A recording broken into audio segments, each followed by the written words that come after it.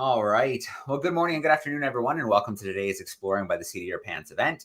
My name is Joe Grabowski, and I'll be your host for today. These are always the days that we look forward to. Anytime that we can get out live into the field and bring something really exciting into classrooms is always a really good day here at Exploring by the Seat of Your Pants.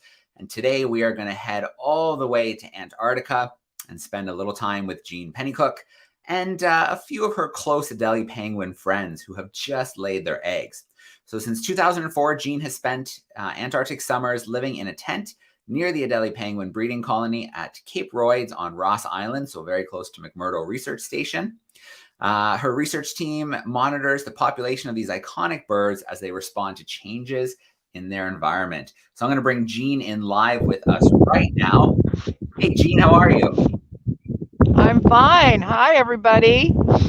Jean, it's so good to have you joining us. We've got classes across Canada and the U.S. joining us. We're really excited to learn a little bit more about you and, of course, those Adelie penguins and just what they're up to. Well, here I am at Cape Royds, and we are at 78 degrees south. And it turns out this is the southernmost place in the world where there is still ocean. So beyond this place, there is only land and the continent of Antarctica. And the penguins are here because this is where they breed. And this is part of the only 2% of Antarctica that is not covered with ice. As you look around me here, you'll see that there isn't any ice here or snow, even though it's very, very cold. But also notice there are no trees, no bushes, no grass. Nothing grows here. Absolutely nothing. This is a volcanic island. I'm turning you around right into the sun so you can see our volcano here. This is Mount Erebus. It's an active volcano. It erupts twice a day. And here we are, it's covered with glaciers. So there's where our big snow is. And then right below it, you can see the frozen ocean. So that is frozen, and the birds have to go out there and walk to the ice edge. I wish I could take you out there, but it's about a mile away. So the birds have to go there for their food. Now, these are the Adelie penguins. They are the classic tuxedo penguins, black and white, no markings, no yellow feathers. If you see advertisements using penguins, these are the penguins they use. They're absolutely beautiful. They come up to my knee. And if you want to see these birds in the wild, you have to come to Antarctica. This is the only place that they live. These birds are called ice obligates, which means they have to have the sea ice to live.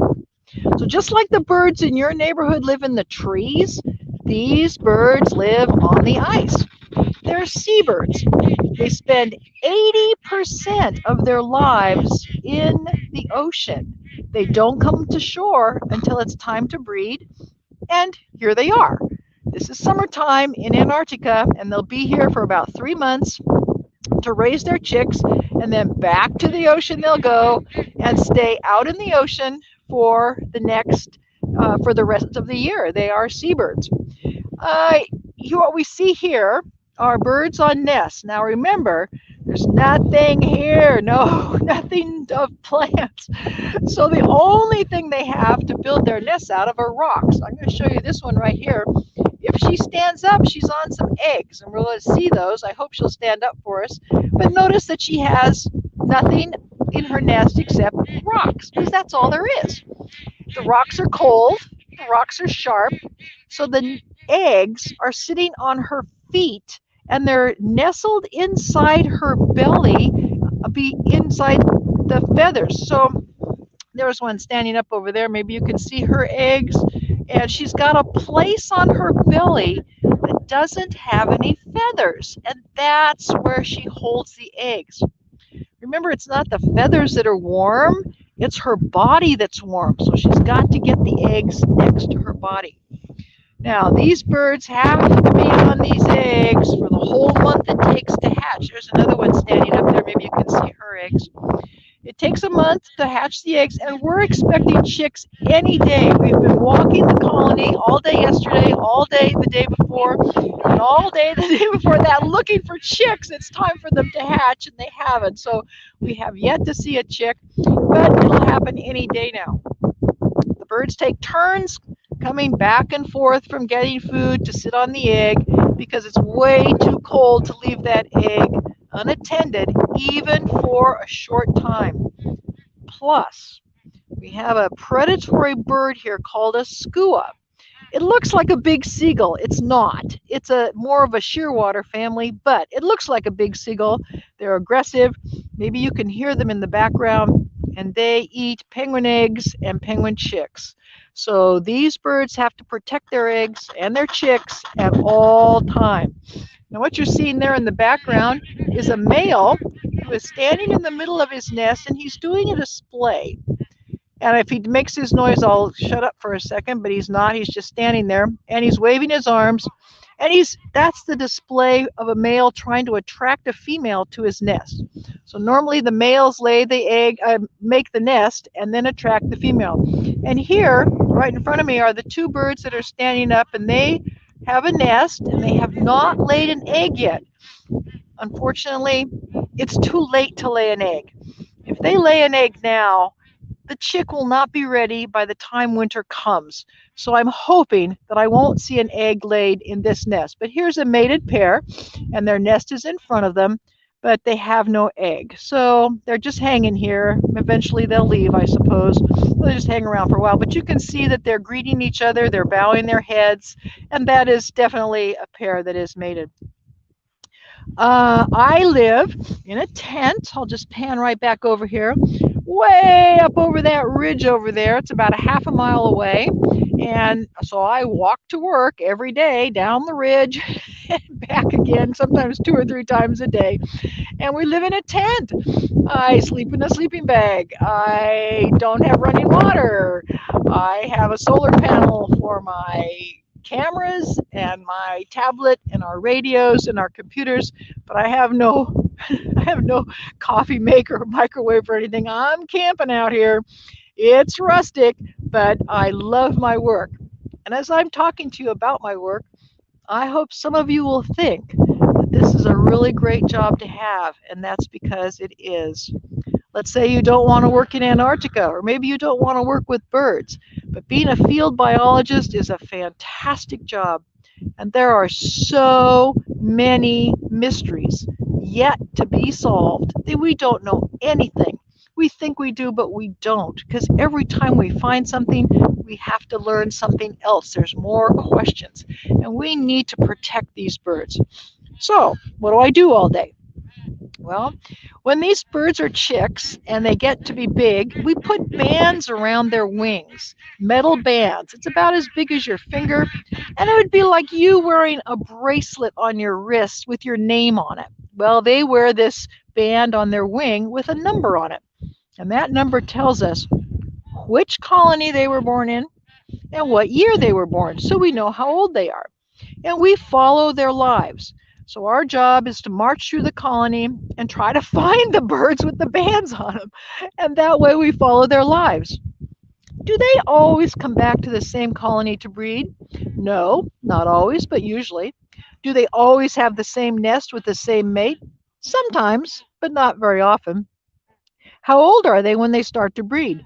4, 5, sometimes 6 years old before we even see them come back to the colony. How long do they live? Well, we have a 20-year-old here, but if that bird doesn't come back next year, does that mean it died? So we really don't know how long they live in the wild, but we know at least 20 years because we've got a 20-year-old here. Things like that. Do some birds raise chicks every year and do a good job and others just can't figure it out? Yeah, we got super breeders and we got doofuses. Some just never quite figure it out and they never really raise any chicks. And we wouldn't be able to answer these questions without being able to identify them. Another question I get all the time is, how do you tell the males from the females? And the answer is, I can't. We don't know who's female and male. The males tend to be a little bit bigger, but there's a range just like in humans, so it's hard to figure it out. Another question I always get is, what's my favorite thing about these birds? Well, you can see it right now. They're not afraid of me. I can sit right here, and they're not my pets. I don't hold them, I don't feed them, I don't play with them, but they're not afraid of me.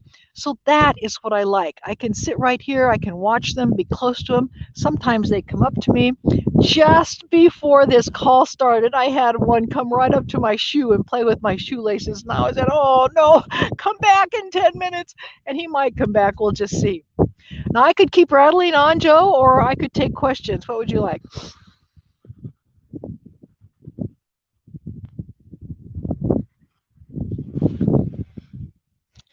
Joe, did I lose you? No, I got you, Jean. I was just saying how we've been doing this for several years now. And I remember back at the start how kind of hit and miss the signal was. So it's so great to have such a nice, clear signal, a nice sunny day, and really get to see those Adelie penguins today. So what I think Should I take questions, or do you want me to keep talking? Well, what I think we'll do, Jean, is while you were talking a little bit there, we've got a ton of students with us right now. So I thought I'd make a little Kahoot quiz for them to see how well they were paying attention. So it's a little interactive game for them. And then after that, we're going to turn them loose. We have a nice long Q&A period. Okay. All right. So what I'm going to do here is share my screen. And then we'll get everybody logged into the Kahoot. So just bear with me for one moment here while I get this nice front and center. There it is. All right.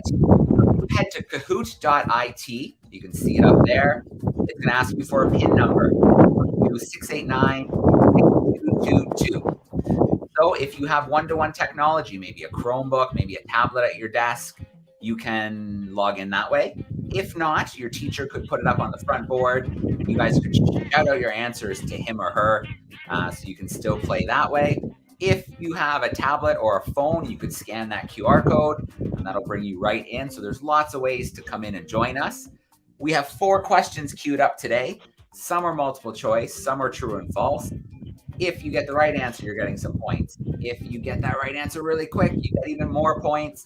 If you put the wrong answer in as fast as possible, we got nothing. You got to get that answer right. And the quicker you get that right answer in, the better. So we've got about 50 groups in already. We'll give it another few seconds to get a few more in. So maybe, Jean, I'll ask you, you may have mentioned this at the beginning, and I might have missed it while I was making the quiz, but about how big is this colony? How many breeding pairs are there?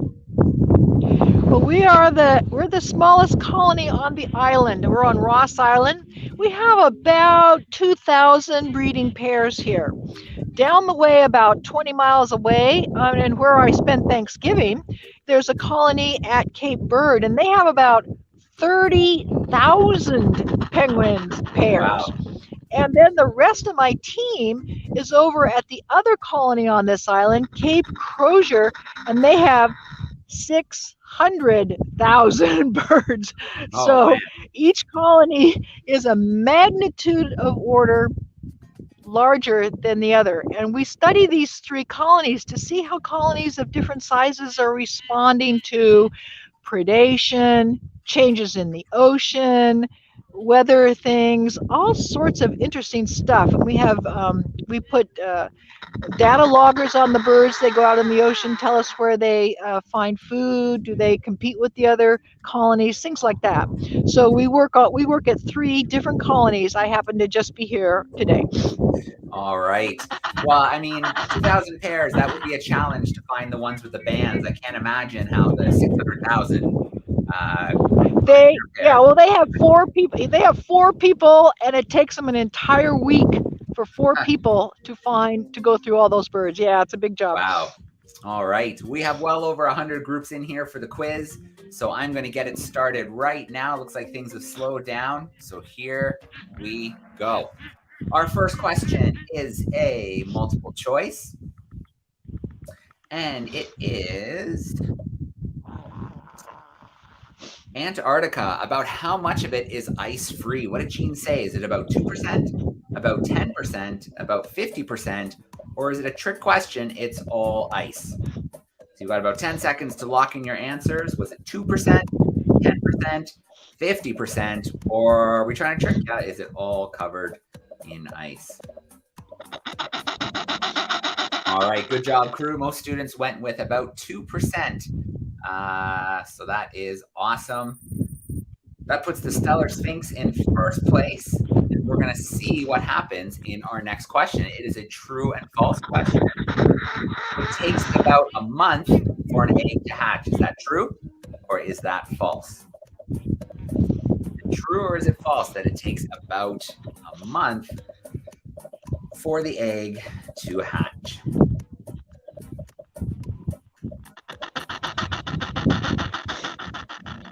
All right, that is absolutely true.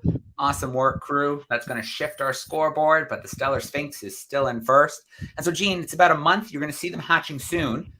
How long have you been in Antarctica so far this year? I've been here since November 4th. All right. And I'll be here till the end of January. Okay, here we go with our next question. This is another multiple choice about how much time do the penguins spend in the ocean? Was it 10%, 20% of the time, 50%, or as high as 80%? But how much time are those penguins spending in the ocean?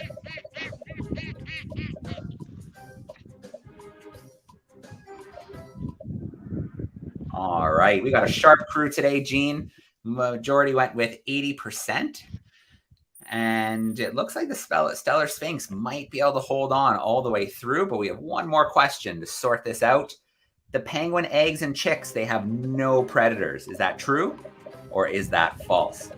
The eggs and the chicks, there are no predators on Antarctica. What did Gene say? Is that true or is that false?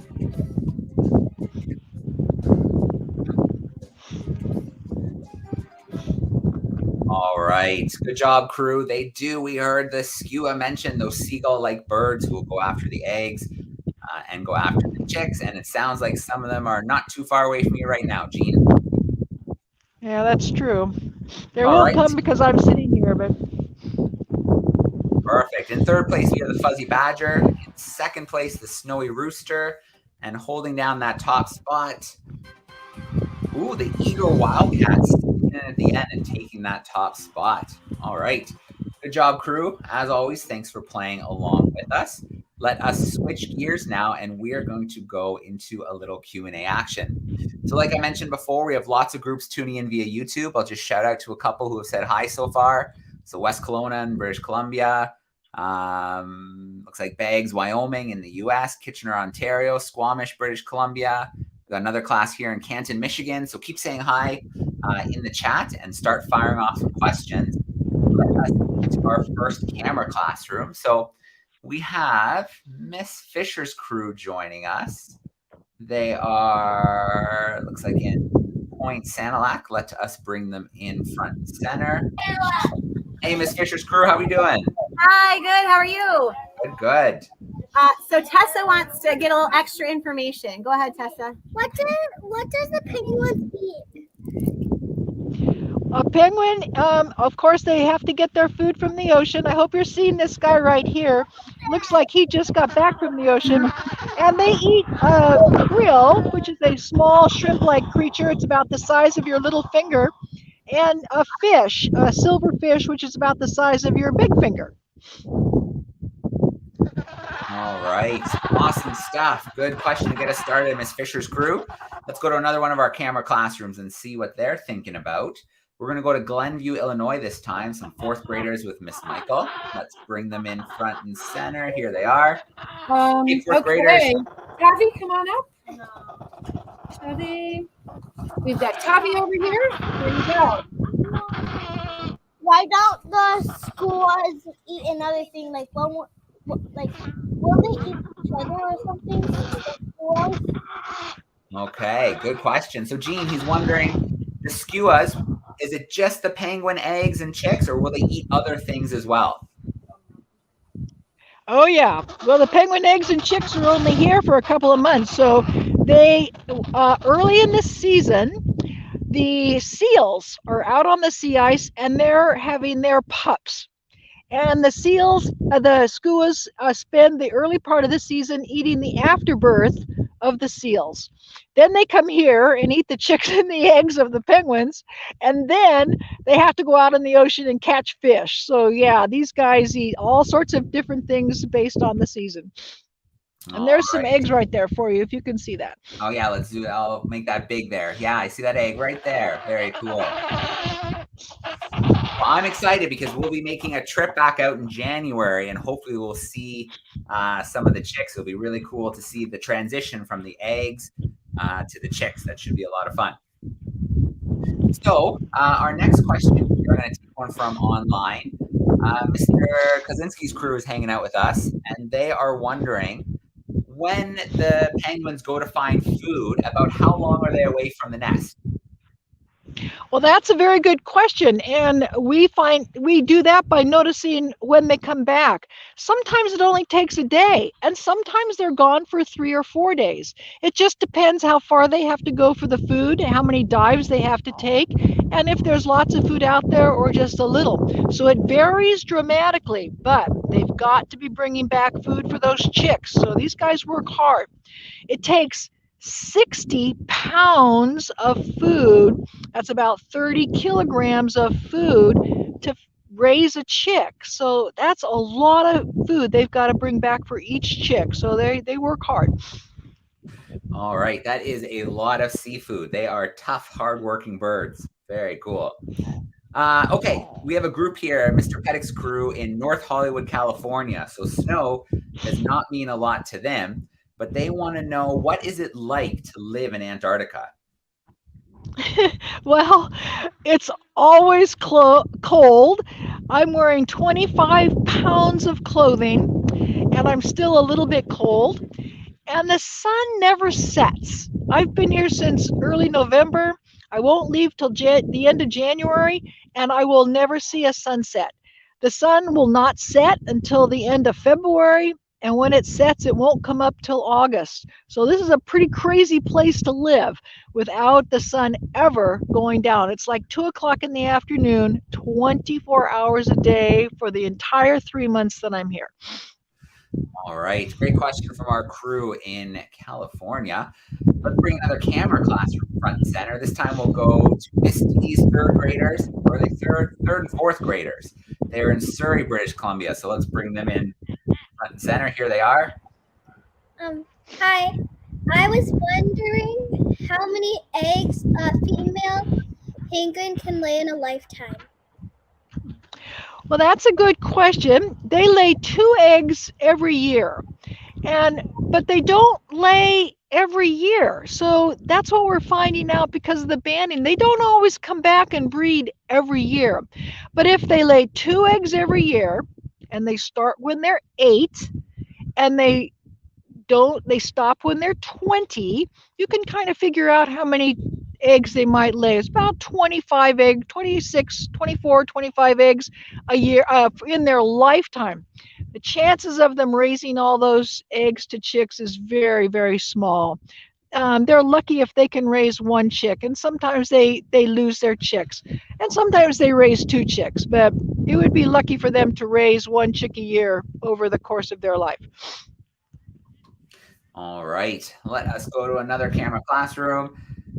Canada, we're going to Ontario, some 6th graders with Miss LeBlanc. Let's bring them in front and center. Here they come. Hey, 6th graders, how we doing? There they are. Hey, everyone. Right in camera. I forget what they feel like. What does the food of penguins feel like? Was that, what does the food of the penguins feel like? Food. Yeah. Okay. Yeah. Well, the fur. All right. Well, these are birds, remember, and so they don't have fur. They have feathers, and they're actually extremely small. The feathers are extremely tiny, but there's lots and lots of them, and they're very thick, and the feathers lay on top of each other like the shingles on the roof of your house, tight, very tight, because the feathers have to keep them not only warm but dry. So it's when you pick them up, it feels like you're picking up a basketball or a football or something. You cannot get your fingers inside the feathers. These are not fluffy birds like a chicken or a pheasant or a duck or something. You cannot get your fingers in there. It's so tight. It's very interesting. The first time I held one, I went, "Whoa, this is weird." So they're not fluffy birds. You can see how tight their feathers are. They're very small though. The feathers are extraordinary, extraordinary adaptation. All right, we're going to take a little trip to Maine now. We Here you go, have Bobby. Merrifield's team hanging out with us. How are we doing today? Good. My name is Avi, and I was wondering, what do you do in your free time? Well, I don't have very much free time, actually. By the time I do my work down here with the colony, I have camp chores to do, and we have to cook and clean up and all that stuff. But if I do have free time, I brought about 20 books to read, and I've already been through 8 of them. All right. Well, it's good to hear you still have a supply of books to go. Yeah. Very, very cool. We have another crew, Miss Collins' crew, some 5th graders. I think it's a double class hanging out. Miss Collins, All right. Miss Darlings. How we doing? Hi. How's it going? Going well. Hi. My name is Ivan. My question for you is, do they dance? Like, do they wiggle or like anything? Owen, could you sit down? No, these birds do not dance. I know we see a lot of cartoons like that, but these are not dancing birds. They walk, and they walk very quickly, and they do a little waddle. So a lot of people think it's dancing, but it's actually just how they walk. They're very businesslike. These guys have work to do. They don't have too much time to play. But no, they walk, or they sometimes I see them run, and sometimes I see them slide on their bellies, and of course they swim. So those are the only actions that I've ever seen. All right. So let's grab another question or two here from our YouTube chat.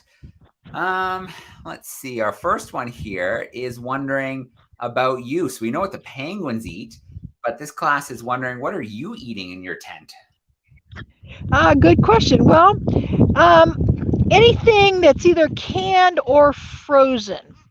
So, or like rice, noodles, beans, spaghetti, vegetables. We have a lot of frozen vegetables, a lot of frozen meat, and we just put it out the back door.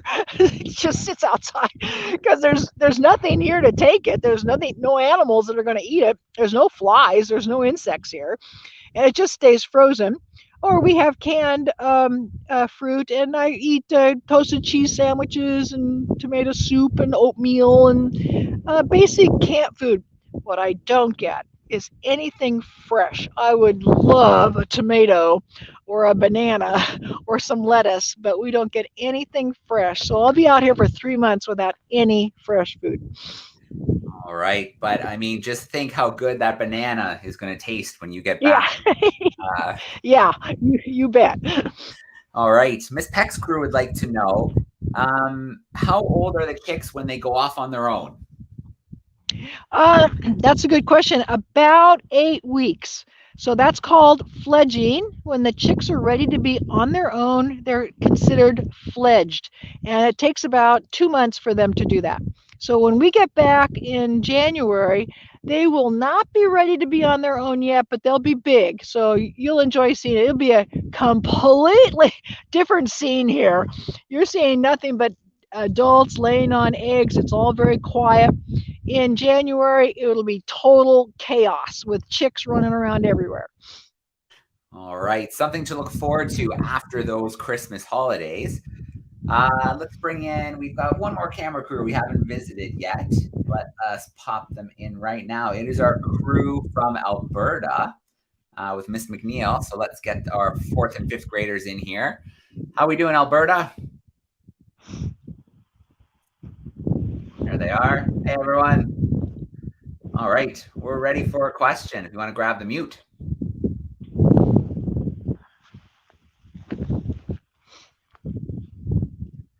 No, we can't hear you. It looks like the mute is still on.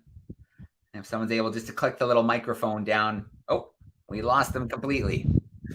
Okay, well, we'll keep an eye out to see if that Alberta group can get back in. Use the chat bar as well. If you're unable to unmute, you can use the private chat, and I'll be able to ask your question for you. While we wait for that, another question here from YouTube, Jean. We've got a classroom here who would really like to know your training. What kind of training did you need to be able to come out and be a field biologist in Antarctica? I have a degree in wildlife and fisheries biology, and I have a master's, and I do not have a PhD. Some of the people on the team do have a PhD, but I don't. I'm doing this work with my master's in biology. Other people here have education in ecology or biology or environmental studies. And you have to want to work in a remote area and work outside and work with animals. So yeah, the academic preparation was one thing, but I think more importantly, I want to do this kind of work. I like being outside. I don't mind camping, and I just like to be with these birds. So it's more a desire rather than a formal education. But yes, without my degrees, I would not be doing this work. All right. Our group in Alberta sent me a question via the chat. So they're wondering about, you talked about the food they eat. They're wondering where that food comes from. You bring all your food with you? Is it delivered at a certain time? How does that work? About 35 miles from me is the big U.S. Science-based McMurdo. You can look that up on the web if you want. There's about 600 people that work there. They're great jobs to have. You don't have to be a scientist to come down here. There's people who work there's plumbers and carpenters and cooks and medics and firemen and all sorts of people who work at the station. And my food is in a warehouse at the station. And before I came out here, I went to that warehouse and I picked out the food I needed for 2 people for 2.5 months. And I packaged it all up, and they brought it out here in a helicopter. All right, good stuff. So we have a few more minutes. We'll squeeze in a couple more questions here. I'm going to go out of order, keep our classrooms on their toes. So I'm going to start off with Miss Michael's crew and see if they have a follow-up question. We'll try and do a lightning round. So let's see how many questions we can squeeze in. That would have been our mic. Go ahead. How do they defend their nests? Can you repeat that? Yeah, How Jean, do they defend their nests? Did you Yeah, catch one that? more time. He's wondering how they defend their nests. How do they defend themselves? Oh, yes. So you can see that the nests are about 1 meter apart from center to center. And people wonder, we wondered why. Why aren't they closer together? Why aren't they further apart? Well, their nest is their territory. If they were any closer to their neighbor, they would be pecking and fighting with their neighbor. If they were further apart, it'd be hard to fend off the skuas. So they defend their nests seriously. If anybody gets close, they will attack them. They hit them with their wings, and I've been hit, or they peck at them. I've been pecked and hit because sometimes I get too close. And oh yeah, and I've never seen a fight to the death, but there's plenty of fights with the blood flying all over the place. All right. So like many animals, they may look cute and cuddly, but you want to keep your distance from wild animals. Yeah, you bet. Surrey, British Columbia, Mrs. T's Champs. We are ready. How many? Okay, go now. How many times do the mothers get up from their nests? They will get up when they need to stretch. I was hoping this one in front of me might get up. She's not, but they will get up to stretch, and the only other occasionally, or to move the eggs around. Now you've seen the 2 in the back get up frequently and move their eggs around to keep them warm. The only other time they get up is when their mate comes back from the ocean and they trade places. I was hoping we might see that. it's very likely it's happened in the colony in the back over here, but not this one today. I didn't pick the right colony to sit in, but you'll see that when you come back in January. You'll see some nests being exchanged. So they'll sit here for. We have a bird on a nest that's been there for 3 weeks. I'm following that bird very closely. They're 3 weeks without food or water. Wow. They have not left the nest for 3 weeks. So we're wondering how long that bird can last. All right. Miss Colin, Miss Darling crew. Hello, my name's Indy, and my question is, how long have you liked penguins? Did you always want to work on penguins, or was it when you got your degree that you just started to like penguins? I always wanted to work with wild animals, and I particularly like birds, but I didn't decide to work with penguins until about 15 years ago. And I saw this job and I said, I want that job. And I worked very, very hard to get it. And here I am. So I've been doing this job for about 15 years now. And well, more than that, actually, it's more like 18. So I did not think about, I always liked penguins, but I didn't think I'd ever actually work with them because I live in California. We don't have birds, we got penguins there. So it never occurred to me that something like this would happen, but then it did. So here I am. All right. Alberta, it looks like we might have you here with your microphone. Do you guys have a question for us? Yep. Perfect. And if we get a chance, Mira, you can too. Okay, now I see where the mute button is. Oh, you just muted. Oh, I'm muted. Oh my There you goodness. go. We got you now. Okay, I was wondering,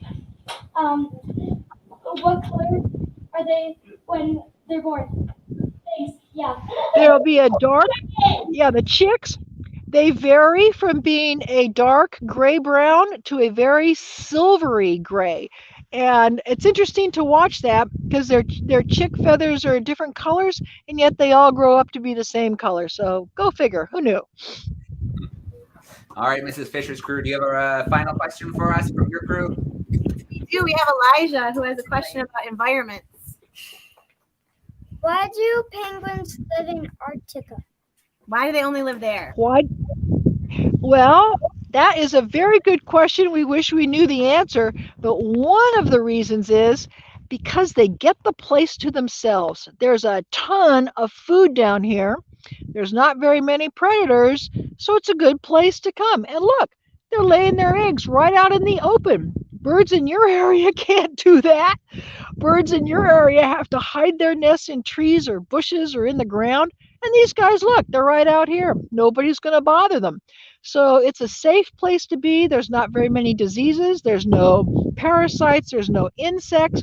And there's tons and tons of food. All right, Merrifield team, do you have a question for us there in Maine? Hi, my name is Liliana, and I have a question. Since penguins don't dance much, how do they attract the females? Well, we saw a display here a few minutes ago. The male will stand in the middle of the nest and he'll wave his wings back and forth and do a little song. He reaches his neck up into the sky and trumpet. It's kind of a little trumpeting stuff. I don't see any of it going on now, but we did see a little bit of it earlier here. And the female will come by, and here's a pair right here. So the male is the one on the right, I believe. Only because of his behavior, not because I can tell any difference in them. And the female, I think, is on the left. And they're just standing there. He doesn't need to display anymore because she's there. But they haven't laid an egg, so I'm not sure what they're doing. I don't know if they're just going to be late or if they lost their egg, maybe. I'm not sure. All right, and Miss LeBlanc's grade sixes. I don't think we've come back to your crew, so we'll give you the final say, the final question for today.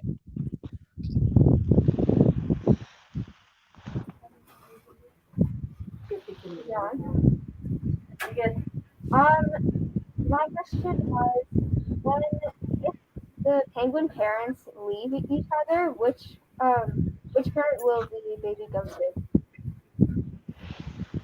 Can you help me, Joe? that. I think she's asking if the pair leaves or like, leaves each other for any reason, which is the chick most likely to stay with, the male or the female? If one of the parents leaves, the chicks won't make it. It takes two birds to raise the chicks.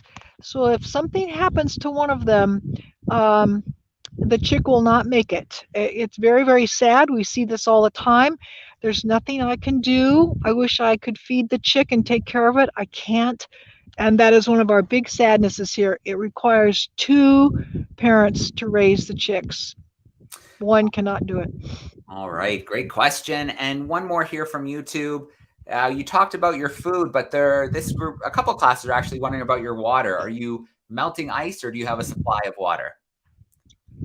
That is an excellent question. Here at this camp, at the other camps, they are melting glacier water. Here, we don't have that much here, right here. And the snow and stuff, we're very close to the ocean. And when the wind blows and the snow, it's kind of salty. Also, you see this volcano over here? This volcano is degassing constantly, and there's a lot of heavy metals, and it lands on the snow in my area. So we melt the snow to wash our hands or wash our dishes, but we bring in our drinking water in 5-gallon jugs, and we've gone through 7 of these already. So we have to bring in our drinking water. All right. Well, I want to start off, Jean, with a huge shout out to you. Thank you so much for the work you're doing, roughing it out in Antarctica, to get all this great information about the penguins, seeing how the environment's changing and how they, are adapting to it, what's happening to them down there. So thank you so much for that. And of course, a huge thank you for taking time I know it's not just us, you beam out to lots of classrooms over your time there. So thank you for all the great outreach work that you do. Well, thank you for having me. I can hardly wait to see you back in January. You will not believe the difference. It'll be crazy. It'll be crazy. You will love it. So I will look forward to seeing everybody in January. I forget the date, but we'll look it up. But anyway, there'll be chicks running around. There'll be feeding. There'll be chick chases. There'll be all sorts of activity going on. So I'm glad you got to see it the way it looks like now.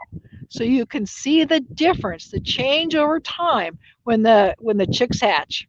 All right. Well, to our classrooms, thank you so much for being with us today. Thanks for playing Kahoot. Thanks for the great questions. I'm going to bring you in now. Let's get really loud. A big goodbye and thank you for Jean. And hopefully the penguins can hear you too. So here we go. Everybody say